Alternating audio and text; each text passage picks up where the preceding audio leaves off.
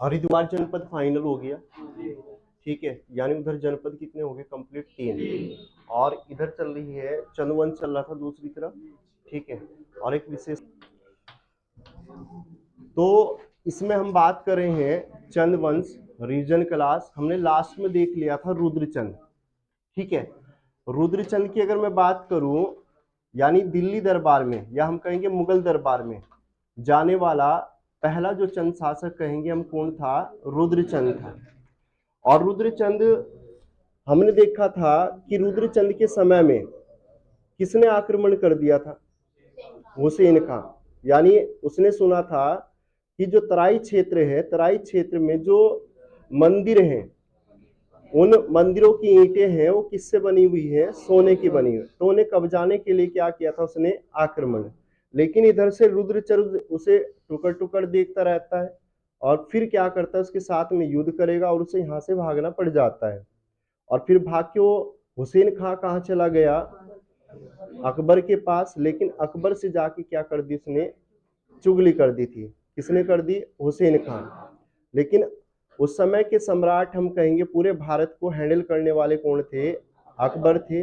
और अकबर की अगर मैं बात करूं, अकबर भड़क जाते हैं और उधर से हम देखते हैं अकबर का यानी 9 रत्नों में शामिल एक व्यक्ति जिसका नाम क्या था, बीरबल, ठीक है, बीरबल। बीरबल और साथ में हम देखेंगे इधर रुद्रचंद के क्या थे, अच्छे संबंध थे। तो यहाँ पे रुद्रचंद को किसने समझाया था, बीरबल ने, कि आप किसके दरबार में जाएं, मुगल बादशाह के दरबार में जाएं और उनके लिए कुछ खाने पीने की चीजें और उपहार लेके जाना, तो अकबर खुश हो जाएंगे। अब अकबर के पास गया कौन, रुद्रचंद।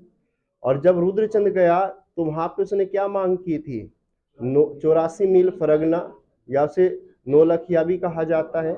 9 लाख रुपए की आमदनी होती थी। तो इस तरह से हमने देखा था रुद्रचंद किसके दरबार में गया था, अकबर।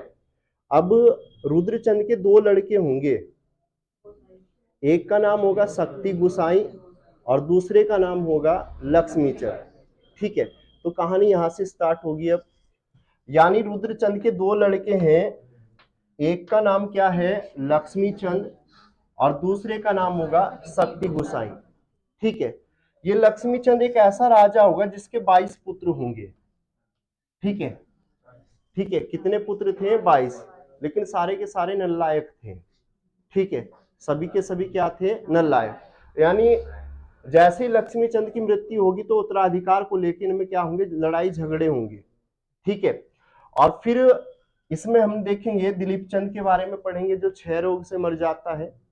इसके बाद विजय चंद ये लड़की के चक्कर में चला जाता है। फिर आएगा कौन, तिरमल चंद, ठीक है। तिरमल चंद थोड़ी बहुत ही सत्ता को चला के चलेगा, ठीक है। इसके बाद जो सही राजा हम देखेंगे लास्ट में आके, बाज बहादुर चंद। वास्तव में जो बाज बहादुर चंद होगा वो लक्ष्मी चंद का पोता होगा, ठीक है। हम एक नाम सुनेंगे नीला गुसाई, ठीक है। नीला गुसाई का लड़का होगा कौन, बाज बहादुर चंद। इतना समझ में आ गया। तो इसका बेस था ऊपर का। अब चल रहे टॉपिक में, एक दूसरा टॉपिक लेंगे इसमें हम क्या, कुमाऊं परिषद और गढ़वाल परिषद। ये तो सबसे एग्जामिनर का सबसे इंपॉर्टेंट टॉपिक है, कुमाऊं परिषद और गढ़वाल परिषद। इतना क्लियर हो गया, ठीक है। आगे बढ़े, स्टार्ट। हाँ, होगी क्या। अब ध्यान देना जरा भाई। तो इतना क्लियर हो गया। इसमें हमें लेना है आज एक कुमाऊं परिषद और दूसरा गढ़वाल परिषद।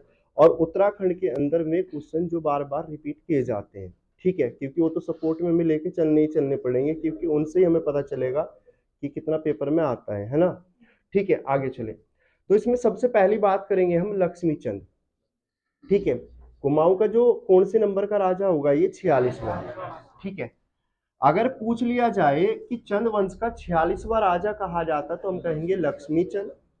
लक्ष्मी चंद किसका पुत्र है, तो हम कहेंगे रुद्रचंद। और अभी अभी बताया कि रुद्रचंद के 2 पुत्र हुए, एक का नाम था लक्ष्मी चंद और दूसरे का नाम शक्ति गुसाई, ठीक है। अब यहाँ पे जो शक्ति गुसाई की अगर मैं बात करूं, ये जन्म से अंधा है, जन्म से क्या है, ये अंधा है। तो इस कारण इतिहासकार इसे क्या कहते हैं, कुमाऊं का धृष्टराज, ठीक है, लेकिन माइंडेड बहुत है, माइंडेड बहुत है, दिमाग से काम लेता है कौन? शक्ति गोसाई।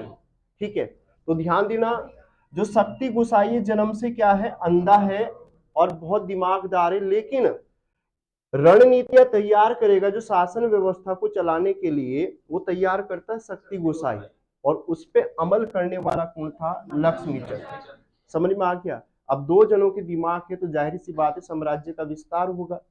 ठीक है, अगर बात करें, लक्ष्मीचंद को कहा जाता है लकुली विरली, भीगी बिल्ली के नाम से जाना जाता है। भीगी बिल्ली क्यों कहा जाता है? क्योंकि मुगलों के सामने ये भीगी बिल्ली की तरह बना रहता था कौन?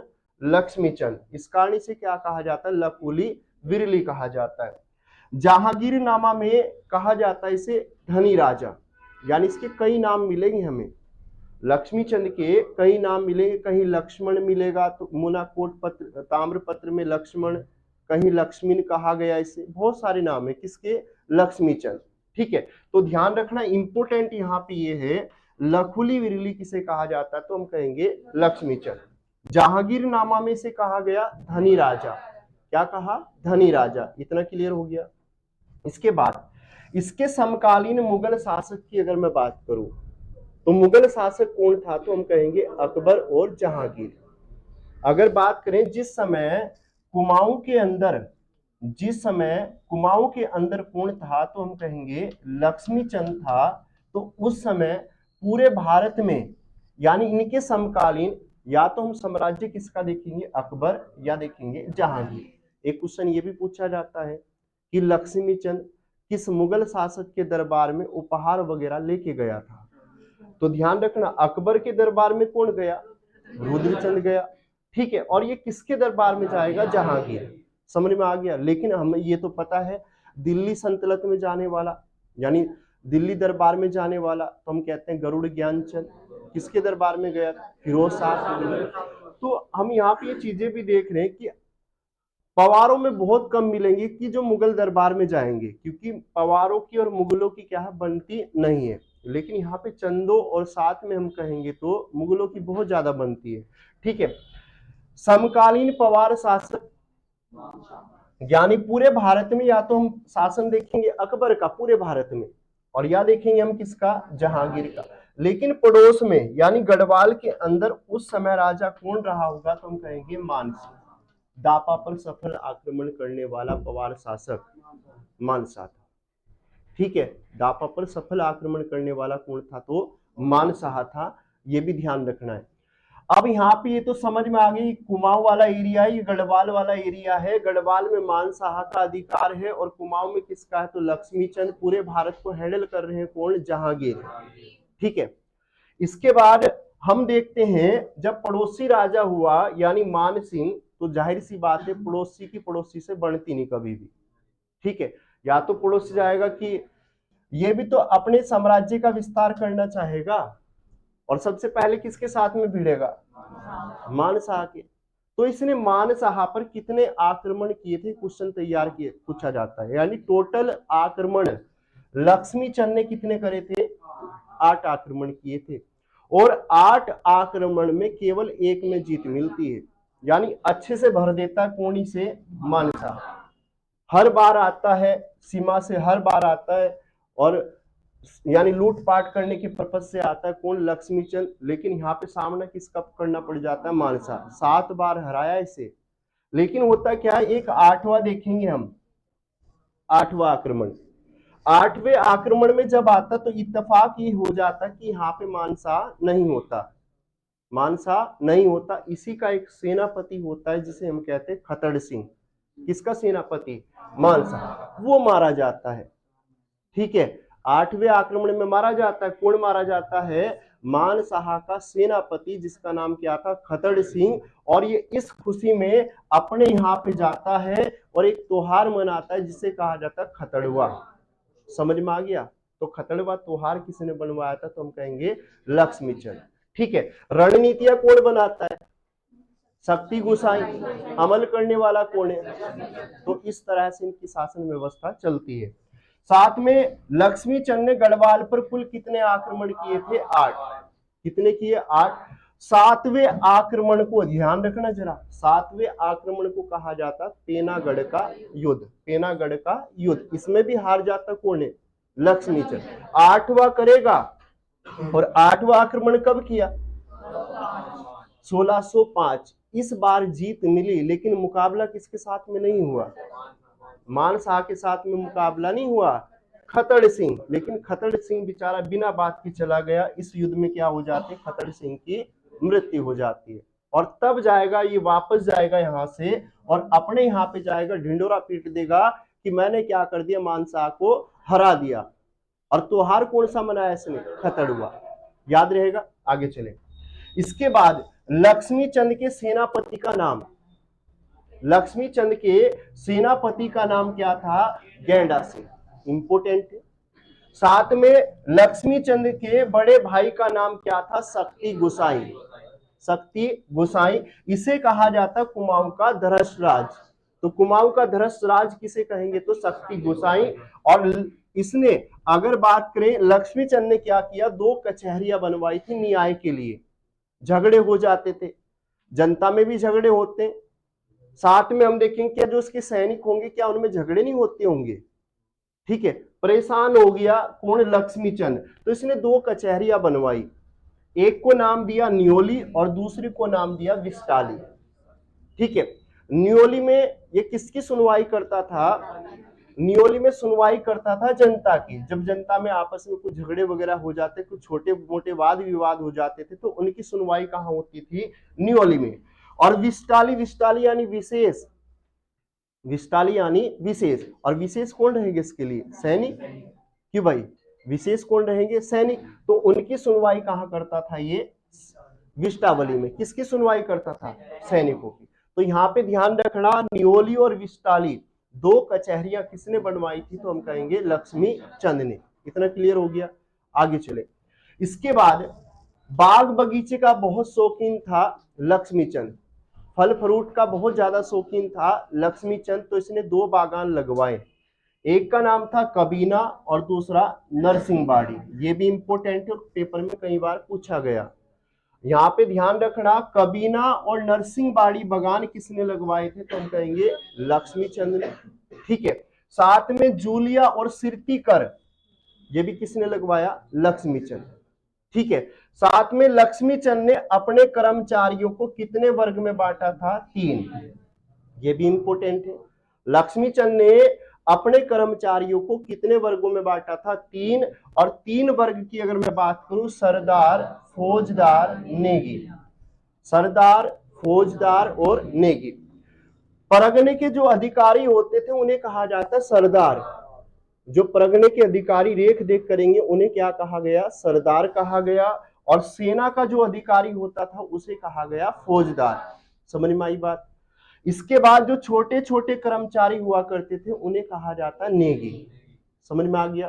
तो ध्यान रखना, कबीना और नरसिंहबाड़ी बागान किसने लगवाए थे? तो हम कहेंगे लक्ष्मी चंद। जूलिया और सिरतीकर लगाया था लक्ष्मी चंद। लक्ष्मी चंद ने अपने कर्मचारियों को कितने वर्गों में बांट दिया? 3। और 3 वर्ग कौन कौन से थे? सरदार, फौजदार और नेगी।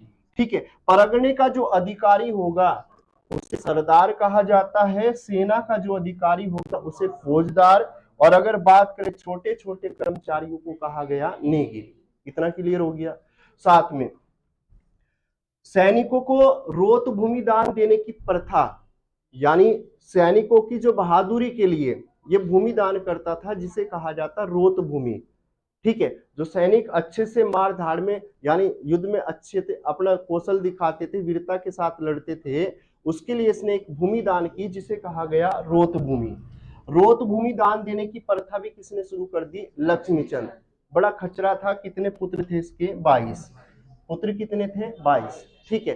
देखो अभी तक इसने अपना साम्राज्य से चला के रखा है, लेकिन क्या होता है जैसे ही चला जाता है, अब 22 पुत्र हैं तो जाहिर सी बात है तो झगड़ा तो होना ही होना है। ठीक है। अगर बात करें इनमें मुख्यतः, अगर हम 4 पुत्रों के नाम देखें, जिसमें एक का नाम आता है दिलीप चंद। दिलीप चंद के बाद विजय चंद, फिर हम देखेंगे तिरमल चंद, और फिर देखेंगे हम नीला गोसाई। ये 4 पुत्र हैं जिनके बारे में पूछ लिया जाता है। ठीक है। लक्ष्मी चंद के बाद जो अगला राजा बनेगा वो कौन बनेगा? दिलीप चंद। ठीक है, और दिलीप चंद की अगर मैं बात करूं, दिलीप चंद कौन से नंबर का राजा होगा, तो हम कहेंगे 47वां। लेकिन किस्मत इसकी इतनी खराब है, इसे कौन सा रोग हो जाता है? क्षय रोग। तो क्षय रोग हो जाता है, क्षय रोग में चला गया कौन? दिलीप चंद। याद रहेगा, यानी क्षय रोग यानी टीबी से किसकी मृत्यु हो जाती है, तो हम कहेंगे दिलीप चंद की मृत्यु हो जाती है। तो ये तो समझ में आ गया लक्ष्मीचंद कौन था? रतनचंद का लड़का है। रतनचंद के कितने पुत्र हैं? 2 पुत्र हैं। एक का नाम क्या है? लक्ष्मीचंद, और दूसरे का नाम शक्ति गुसाई। शक्ति गुसाई को कहा जाता कुमाऊं का धृषराज। याद रहेगा, नरसिंहबाड़ी बगान, कबीना बगान लक्ष्मीचंद ने लगाए। साथ में अगर पूछ लिया जाए कि लक्ष्मीचंद किसके दरबार में गया था, तो हम कहेंगे जहांगीर। लेकिन यहाँ पे ध्यान रखना, रुद्रचंद यानी इसका पिता किसके दरबार में गया था? ठीक है, अकबर के दरबार में। और गए क्यों, यानी लक्ष्मीचंद क्यों गया? क्योंकि जो हम कहते हैं 84 मील फरगना था, जो आसपास के क्षेत्र थे, जो कटहरी के राजपूत थे, उन्होंने क्या कर लिया था? अधिकार कर लिया। तो उसके पर्पज से कहाँ चला जाता है वो? जहांगीर के दरबार में। समझ में आ गई इतनी बात? इसके बाद दिलीप चंद के बाद अगला जो राजा होगा, ठीक है, वो कौन होगा? विजय चंद। लेकिन ये दिलीप चंद से भी खचरा ला गया। ठीक है, तो दिलीप चंद के बाद जो राजा बनेगा वो कौन बना? विजय चंद। ठीक है, और विजय चंद, अगर हम बात करें दिलीप चंद के बाद जो अगला राजा होगा, तो हम कहेंगे विजय चंद बना। और ये चंद वंश का कौन से नंबर का राजा होगा? 48वां। अब होता क्या है, इसे कहा जाता भोग विलासी राजा। ठीक है, विजय चंद को क्या कहा जाता? जैसे हम देखते हैं वीणा चंद, ये वह वाले जितने भी होंगे खचरे ही होंगे। ठीक है, एक वीणा चंद आया, वो भी वह से शुरुआत हो रही है। और ये विजय चंद आया, ये भी वह से शुरुआत हो रही है। ठीक है, और ये होता क्या है, विजय चंद क्या होता है? एक अनूप शहर, अनूप शहर यानी जिसे हम कहते हैं बुलंद शहर। ठीक है, बुलंद शहर की यानी यानी एक बुलंद शहर का एक व्यक्ति होगा जिसका नाम होगा बड़गुज्जर। उसकी लड़की से क्या हो जाता है? इससे प्रेम हो जाता है और उससे क्या कर लेता है? ब्याह कर लेता है। और वो छोटी जाति की होती है। ठीक है, उससे क्या कर लेगा? ब्याह कर लेगा। कौन कर लेगा? विजय चंद। अब ये बताओ, राजा बना हुआ है, ठीक है, और इसने क्या किया? थोड़ा सा इसने क्या कर लिया, यानी निम्न जाति की लड़की से क्या कर लिया? ब्याह। और ब्याह करने के बाद जो इसके राज दरबारी हैं वो क्या हो जाते हैं? इसके खिलाफ हो जाते हैं। ठीक है, और ये इतना खचरा, ये इसी के चक्कर में लगा रहता, राजपाट में कोई ध्यान नहीं देता। ठीक है, और अपने सारे अधिकार किसे दे देता है ये? हम देखेंगे इसके दरबार में त्रिमूर्ति कहे जाते हैं। त्रिमूर्ति सुखराम कार्की, पीरू गुसाई, विनायक भट्ट, ये त्रिमूर्ति के नाम से जाने जाते हैं। अब होता क्या है, अगर कोई मतलब राजा से कोई नियम निकलवाना हो, राजा के सिग्नेचर चाहिए हो, तो किसके पास जाएंगे? राजा के पास जाएंगे। लेकिन राजा क्या कहता है? बाहर ही रहो, वहां बाहर होगा कौन? शक्ति यानी सुखराम कार्की, उसे देख लो एक बार जरा जाके। ठीक है, कुछ भी काम पड़ता हो तो जो हम कहते हैं विजय चंद, वो अथॉरिटी किसे दे देता था? सुखराम कार्की। यानी सत्ता किसके हाथ में आ जाती है?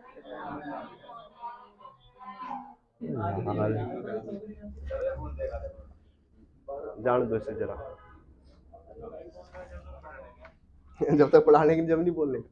ठीक है, तो ध्यान देना जरा। अब इसने क्या किया, जो विजय चंद आया, विजय चंद ने सारे अधिकार किसे दे दिए? सुखराम कार्की। यानी सत्ता भी किसके हाथों में चली गई? और साथ में पीरू गोसाई और विनायक भट्ट। अब ये तीनों की तीनों ये भी खचरे हैं। ये क्या है? ये अपना फायदा सोचते हैं। यानी अगर कोई कहीं काम करवाना हो तो वहां पे अगर लगे हो 10 रुपए, तो ये बताते थे 5000 रुपए। यानी इन्होंने क्या करना शुरू कर दिया? षड्यंत्र।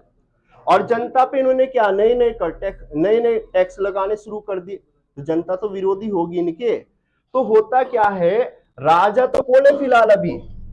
विजय चंद। अधिकार किसे दे दिए? सुखराम कार्की। और ये कैसे? इनके समय में क्या हो जाते शुरू? अत्याचार। अब अत्याचार शुरू होंगे तो नीला गुसाई की अगर मैं बात करूं, नीला गुसाई किसका पुत्र है? तो हम कहेंगे लक्ष्मीचंद। एक नीला गुसाई हमने भी पढ़ा। अब इसने क्या किया? इनका विरोध किया। किसका किया? सुखराम कार्की का। लेकिन सुखराम कार्की क्या करेगा, इसकी आंखें निकलवा देगा। किसकी? नीला गुसाई। विरोध किया किसने? अरे इसे जाके बोलना जरा। यानी नीला गुसाई भी किसका लड़का है? लक्ष्मी चंद का है। और इसने विरोध किसका किया? सुखराम कार्की का। जब सुखराम कार्की का विरोध किया तो सुखराम कार्की ने क्या किया, इसकी आंखें निकलवा दी। ठीक है, अब हम देखेंगे इसी का एक लड़का होगा, कौन होगा? जो आगे जाके क्या बनेगा, राजा, एक किसान होगा ये। ठीक है, अब विजय चंद की हत्या किसने करवा दी? सुखराम कार्की। जब विरोध होने लग गया तो इसने सोचा कि पहले किसे रास्ते से हटाया जाए, विजय चंद।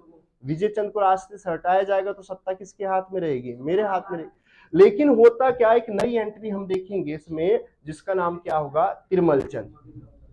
तिरमल, अब यहाँ पे हम देखते हैं जो चंदों का यानी शासन व्यवस्था है, या जो वहां के जो दरबारी हैं, वो दो दलों में बट जाएंगे। एक को कहा जाता मेहरा और दूसरे को कहा जाता फरत्याल। दो दलों में बटेंगे। अब दो दलों में बटेंगे, एक को तो सपोर्ट करेंगे कौन, यानी जो फरत्याल लोग हैं वो किसे, सुखराम कार्की को सपोर्ट करेंगे। और जो हम देखेंगे यानी लक्ष्मी चंद का ही पुत्र है जिसका नाम क्या है, तिरमल चंद, यानी मेहरा लोग। मेहरा लोग किसे सपोर्ट करेंगे, तिरमल चंद। जब इनमें आपस में सलाह होगी तो गद्दी पे किसे बैठाया जाता है, तिरमल चंद। और ये तिरमल चंद सबसे पहले क्या काम करेगा, यानी कौन से नंबर का राजा होगा, 49वां। इसका जो, इसे युवराज भी कहा जाता है, गयुड़ा ताम्रपत्र में से क्या कहा गया, युवराज का। तो इसने क्या काम किया, सबसे पहले टुकर टुकर ये किसे देखता रहता था, सुखराम कार्की, और साथ में हम देखते हैं पीरू गोसाई, और साथ में कौन था, विजय भट्ट, विनायक भट्ट। ठीक है, अब जैसे ही गद्दी पे बैठा तो तिरमल चंद जैसे ही गद्दी पे बैठा तो तुरंत किसकी हत्या करवाई इसने, सुखराम कार्की। ये ज्यादा हीरो बनना था। ठीक है, साथ में विनायक दर को बुलाया, तुमने मेरे भाई की आंखें निकलवाई थी, ठीक है, अब देखो मैं तुम्हारी आंखें निकलवाता हूं। तो इसकी आंखें निकलवाई विनायक भट्ट, और पीरू गुसाई को क्या दे दिया, देश निकाला। अब सत्ता किसके हाथों में आ गई है? इसने कुछ समय तक शासन व्यवस्था चलाई, लेकिन षड्यंत्र होते रहे। इसके बाद हम देखेंगे जब इसकी मृत्यु हो जाती, मृत्यु के बाद जो अगला राजा बनने वाला होगा, अभी हमने पढ़ा नीला गुसाई का पुत्र, जिसका नाम क्या होगा, बाज बहादुर चंद। ठीक है, बाज बहादुर चंद ये क्या है, पेशे से किसान होगा, यानी पहले क्या था, ये किसान। और ये कौन से नंबर का राजा होगा, 50वां। किसका लड़का है, नीला गुसाई का लड़का है। और इसका मूल नाम क्या था, बाजा। मूल नाम क्या था, बाजा। समकालीन पवार राजा की बात करें तो फतेह शाह। जिस समय हम देखेंगे, यानी बाज बहादुर चंद कहां से होगा, कुमाऊं के अंदर। और उसी समय हम देखेंगे गढ़वाल का राजा कौन होगा, तो हम कहेंगे फतेह शाह। ठीक है, और पूरे भारत को अब हैंडल करने वाला कौन होगा, शाहजहां। समझ में आई बात? ठीक है, लक्ष्मी चंद के समय कौन है, जहांगीर है। ठीक है, लेकिन अगर बाज बहादुर चंद के समय देखेंगे तो हम कहेंगे शाहजहां। इतना क्लियर हो गया। अब होता क्या है, समकालीन मुगल राजा शाहजहां है, चरवाहे से राजा बनने वाला एकमात्र राजा कौन था, तो हम कहेंगे बाज बहादुर चंद। याद रहेगी इतनी स्टोरी। ठीक है, इसके बाद बाज बहादुर चंद किसका लड़का था, तो हम कहेंगे नीला गुसाई। ठीक है, एक विशेष सूचना, तो बाज बहादुर चंद की बात कर ले, है ना। अब ये तो पता चल गया, बाज बहादुर चंद की अगर मैं बात करूं, यानी बाज बहादुर चंद की मैं बात करूं, किसका पुत्र है, तो हम कहेंगे नीला गुसाई। नीला गुसाई। और ये किसके दरबार में गया था, शाहजहां। किसके दरबार में, शाहजहां के दरबार में गया। और हमने देखा था कि अभी तक जितने भी राजा हुए, कोई तो लड़की के चक्कर में चला गया, कोई क्षय रोग से चला गया, ठीक है, कोई यानी हमने देखा सुखराम कार्की आया, इन्होंने क्या किया, सबने षड्यंत्र किए। तो षड्यंत्र करेंगे तो जाहिर सी बात है, तो खजाना खत्म होगा, यानी इनकम खत्म होगी। तो होता क्या है, इसके समय में भी क्या होता है, यानी राजकोष क्या हो जाता है, खाली हो जाता है। और तब जाके हम देखेंगे किसके दरबार में जाएगा, शाहजहां। ये भी किसके पर्पज से जाएगा, जो 84 मील फरगना यानी नौलखिया क्षेत्र था, उसी के पर्पज से जाता है, किसके पास में, शाहजहां के। और शाहजहां के पास में जाएगा तो क्या लेके जाएगा, सोने और चांदी के बर्तन, घोड़े और कस्तूरी मर्ग की खाले। अगर पूछ ले किसके लिए लेके गया था ये, नौलखिया, या जिसे हम कहते हैं 84 माल फरगना। 84 माल फ्रगना। अगर बात करें इसने कौन सी उपाधि दी थी, जमींदार। जब गया था तो शाहजहां ने इसे कौन सी उपाधि दी, जमींदार। बाजपुर शहर की स्थापना, बाज बहादुर चंद, इंपोर्टेंट रहेगा। साथ में अगर शाहजहां ने गढ़वाल पर कितनी बार आक्रमण किए, 3 बार। यानी ध्यान रखना, हम देखते यानी शाहजहां ने भी तो गढ़वाल पे आक्रमण किए थे 3 बार, तो उनमें साथ देने वाला कौन था, तो हम कहेंगे बाज बहादुर चंद। अगर बात करें शाहजहां ने पहला आक्रमण कब करवाया, 1635। दूसरा कब करवाया, 54 या 55 के बीच। और तीसरा कब करवाया, 1656। और इसमें शाहजहां की सहायता किसने की थी, बाज बहादुर चंद। सामूगढ़ का युद्ध हुआ था 1658 में। ठीक है, इसके बाद अगर बात करें कुमाऊं के अंदर जजिया कर लगाने वाला कौन था, तो हम कहेंगे बाज बहादुर चंद। कौन था, बाज। किसके कहने पे लगाया, औरंगजेब। यानी बाज बहादुर चंद के समय हम देखेंगे तो शाहजहां भी रहेगा और औरंगजेब भी रहेगा। ठीक है, साथ में कुमाऊं के अंदर जजिया कर लगाया था बाज बहादुर चंद, किसके कहने पे लगाया था, औरंगजेब। नमक पर किसने लगाया, कर लगाया, तो ये भी लगाया था बाज बहादुर चंद। और भोटिया और हुणियों पर सिरती कर, वो भी किसने लगाया था, बाज बहादुर चंद। इंपोर्टेंट है। यानी यानी भोटिया और हुणियों पर सिरती कर लगाने वाला कौन था, तो बाज बहादुर चंद था। और किस मुगल शासक ने अपने दरबार को मुगल दरबार जैसा बनाने का प्रयास किया था, तो हम कहेंगे बाज बहादुर चंद ने। इसके बाद अगर पिथौरागढ़ के अंदर इसने एक हथिया देवाल, देवाल क्या होता है कि भाई, मंदिर। ठीक है, एक मंदिर की तरह होता है। पिथौरागढ़ के अंदर एक हथिया देवाल का निर्माण करने वाला भी कौन था, तो हम कहेंगे बाज बहादुर चंद। इसकी बनावट कैसी है, तो एलोरा के कैलाश मंदिर के समान है। अगर कैलाश मानसरोवर यात्रियों के लिए इसने क्या दी थी, गुट भूमि दान की थी। तो क्या ध्यान रखना, गुट भूमि, जो भूमि मंदिरों को दान दी जाती है उसे कहा जाता है गुट भूमि। तो दान देने वाला कौन था, तो हम कहेंगे बाज बहादुर चंद। इसने क्या किया, हम देखते गढ़वाल का राजा कौन था, तो मानसा। मानसा के साथ में युद्ध भी किया, मानसा को हराया भी इसने। और जब हराया तो वहां से यानी गढ़वाल से नंदा देवी की मूर्ति कहां लेके आया था, अल्मोड़ा। तो ध्यान रखना, गढ़वाल से नंदा देवी की मूर्ति लाने वाला यानी कुमाऊं के अंदर लाने वाला कौन था, तो हम कहेंगे बाज बहादुर चंद था। घोड़ा खाल में गोलू देवता मंदिर का निर्माण भी करवाया था किसने, बाज बहादुर चंद। और बाज बहादुर चंद का एक छाया चित्रांकन हमें देखने को न्यूयॉर्क संग्रहालय। बाज बहादुर चंद का छाया चित्रांकन हमें कहा देखने को मिलता है, न्यूयॉर्क संग्रहालय। इसके बाद बात कर लेते कुमाऊं परिषद, यहां से भी क्वेश्चन पूछे जाते हैं। ठीक है, कुमाऊं परिषद की अगर मैं बात करूं, कुमाऊं परिषद का गठन कब हुआ था, तो 1916। अगर बात करें कहां से हुआ था, तो नैनीताल। नैनीताल में हुआ था। तो हर गोविंद पंत, बद्री दत्त पांडे, गोविंद वल्लभ पंत, इनके द्वारा यानी हम देखते हैं किसका गठन किया जाता है, तो हम कहेंगे कुमाऊं परिषद। ठीक है, कुमाऊं परिषद की प्रथम कल्पना हमें किस अखबार में देखने को मिलेगी, अल्मोड़ा। अल्मोड़ा अखबार में देखने को मिलेगी। और कुमाऊं परिषद मैंने तुम्हें डीपली करके बता रखे, एक एक चीज का गठन करने का मेन उद्देश्य क्या था, उत्तराखंड का आर्थिक पिछड़ापन। और यहाँ पे हम देखते हैं कुली बेकार प्रथाएं, कुली उतार प्रथाएं, बहुत सारी यानी रूढ़िवादी प्रथाएं यहाँ पे चल रही थी, जिनके विरोध में किसका गठन किया जाता है, तो हम कहते हैं कुमाऊं परिषद का। कुमाऊं परिषद का विलय कांग्रेस में कब किया जाता है, तो 1926। बताओ जरा, अल्मोड़ा अखबार का प्रकाशन कब हुआ था, 1871। अल्मोड़ा अखबार का प्रकाशन कब हो जाता है, तो हम कहते हैं 1871। ठीक है, 1871। इसका गठन करने का पर्पज ये था, यानी इसे लाने का पर्पज ये था कि जो कुमाऊं परिषद की जो बातें हैं वो किस में आए, अखबार में आए। और अखबार कौन सा चलाया गया, अल्मोड़ा अखबार। बताओ जरा फिर इसके पहले। ठीक है, इसके बाद कुमाऊं परिषद की पहली बैठक हम देखते हैं। कुमाऊं परिषद की पहली बैठक, यहाँ पे हम बात कर रहे हैं अधिवेशन की बात नहीं कर रहे हैं हम बात कर रहे हैं कुमाऊं परिषद की पहली बैठक होगी 1916। अगर ये कहाँ हुई थी, मझेड़ा। और मझेड़ा कहाँ से है, तो अल्मोड़ा। अध्यक्षता किसने की, राय बहादुर नारायण दत्त।